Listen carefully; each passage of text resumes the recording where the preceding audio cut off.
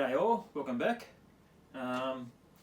Something a bit different today. I'm not going to talk about Apple Music, or I might touch on a bit later on. But there's some news today on the release of some exciting products in the AVR world that have disappeared for a while, now make a return. So please hit subscribe to my channel. Hopefully I'm going to bring out some more videos in this sort of vein. Yeah, let's have a look at what's happened here. Onkyo, INTEGRA and Pioneer are back, which is good to see. I believe there was a bit of trouble in the past with their distributor, but now they found a new distributor called 11 Trading Company, which I've never heard of, but from reading this and learning about it, they've owned companies like Clip Speakers and others. So yeah, that's going to be pretty exciting, hopefully moving to the future. So as I said, yeah, there's a couple of new Pioneer products, Onkyos. What I'm more interested in is the INTEGRA models. I've owned INTEGRA model AVRs for probably the last 10 or so years. What did I have? I had the DHC 80.3, that's the big processor that they had. So for that you had to get your own power amplifiers. That's a real beast of a unit. And then I sold that and got the 60.6, I think it was. That was the first of the Atmos receivers, and a real powerhouse when it comes to amplifiers. I didn't really need extra amplification with that at all. That was fine on its own. But sold that just due to the fact that I was getting a bit long in the tooth in regards to all the latest codecs and specs, and as AVRs do, they get out of date pretty quickly, or can do, if you want the latest and greatest stuff. So yeah, then they went a bit cold for a while. They did bring out newer products, but I wasn't really excited about them. But now since they've come back with a new lineup of AVRs, there's only 3 at the moment in the lineup, and I'm sure that will improve over time. So what have they got? Well, they got this is the bigger one of them all. So that's the DRX 5.4, the DRX 3.4, and the smaller 2.4. Now I think the sweet spot here is definitely the 3.4. Now I'll explain why. I'll go to another website because that one's not the quality's not the best, so we'll get a better resolution of the rear panel. This is an Australian website, and there's your price.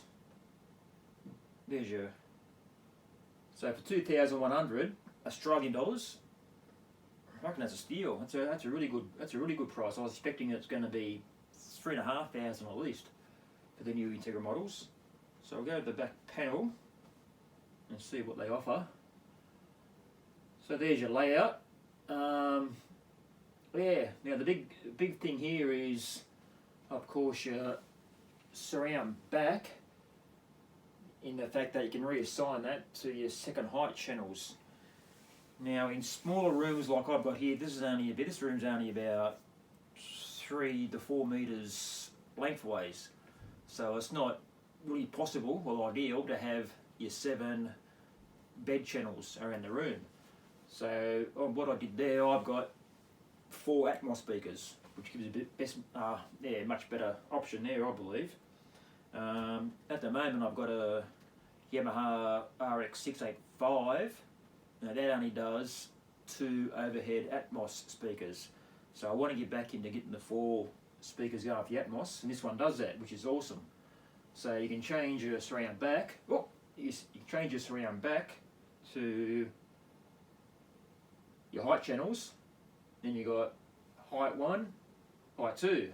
So that becomes a 5.2.4. So that's 5 speakers around, 4 height speakers, and your 2 subwoofers, which subwoofer 1, subwoofer 2. Now I'm sure that they would be paralleled up. They wouldn't be like 2 individual channels, but it still gives you the option there. And the big thing is, which I think is different to the previous model, you've got a pre-out for all your channels. So that's incredible. So you can run this as a pure processor, if you like. Now I have got a power amp for my front speakers, which I recommend you should do for every AVR. Not every AVR has that, so I definitely wouldn't be buying a AVR that doesn't have that. I believe so. Yeah, so you can, if you like, you can have 5 separate power channels and run it that way. But I think with just your front through a power amp, let your AVR do these channels, which aren't quite as demanding. This should be a pretty awesome unit. The other big thing here is that it's is the 8K video.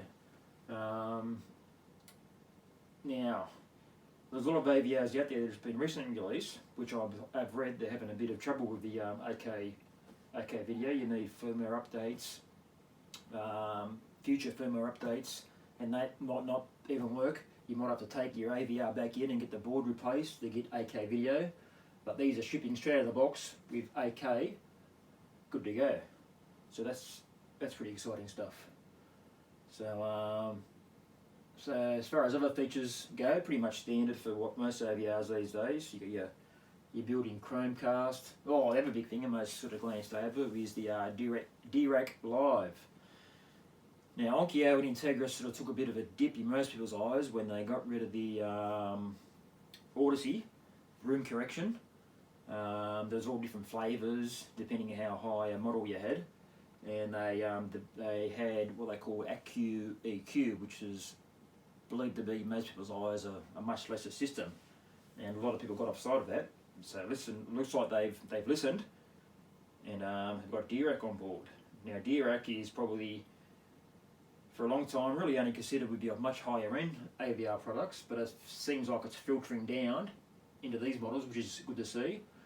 You'll just need to get I believe you need to buy a separate microphone and use a laptop to set it all up, but that should make a huge difference. Yeah, so exciting times, I think, and for the price, really can't go wrong. Yeah, it's got Amazon Music, works with Sonos, not that I have Sonos, AirPlay 2, your Google, Alexa, so Roon, it's got Roon tested for the Roon Core. That's a bit confusing. That it's there's Roon tested and Roon ready. Roon is a software program that organises all your music library and in a really high quality, really for audiophiles. I used to have it, but I've sort of given up on Roon. Just due to the fact that I've got an Apple TV now and I'm finding Apple lossless. There we go, we've gone back to the Apple, which I knew I would. So the Apple lossless music, I'm finding is just as good as the music that was on Roon. So I'm happy with just running a HDMI out of an Apple TV straight into the new Onkyo, or the Integra, sorry, and or Onkyo, depending on what you get. And I think that's pretty much all you need, to be honest with you. This is a good high-res audio via network. You've got your DSD over the network, all your high-res FLAC. So that's good to see. Hopefully they got SACD DSD multi-channel over HDMI, which they should do. Be pretty disappointed if they don't. Yeah. So I'll go back to Roon. Yeah. So what Roon tested means that it just pretty much works because it's got a Google in there. So whatever Google supports is what the Roon will support. If it was Roon ready, it would do right up to the DSD 11.2 and black whatever the DAC chip inside the unit can handle. So that's just saying it just works because it's got Google installed in it, pretty much. Yeah, so it's all pretty awesome stuff.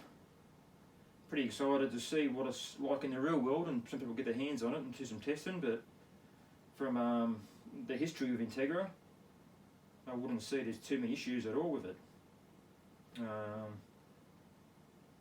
Oh, there's your DAC supports 192.24 multi-channels. That's good to see. Oh, there you go. That's right there. SACD playback via HDMI multi-channel. Well done. Okay, I'm good to go. as soon as I get some money, I think I'll be ringing up and putting an order in, I think. Have to sell the Yamaha first. Yeah, I don't think I'll get too much for that, but anyway. For 2,100, a good buy. Alright, well hopefully yeah, we start seeing some reviews out there and seeing how it all plays out. But from what I see so far, exciting times for Integra. Integra is back. So yeah, make sure you leave a comment, subscribe, like the video, and I'll catch you soon.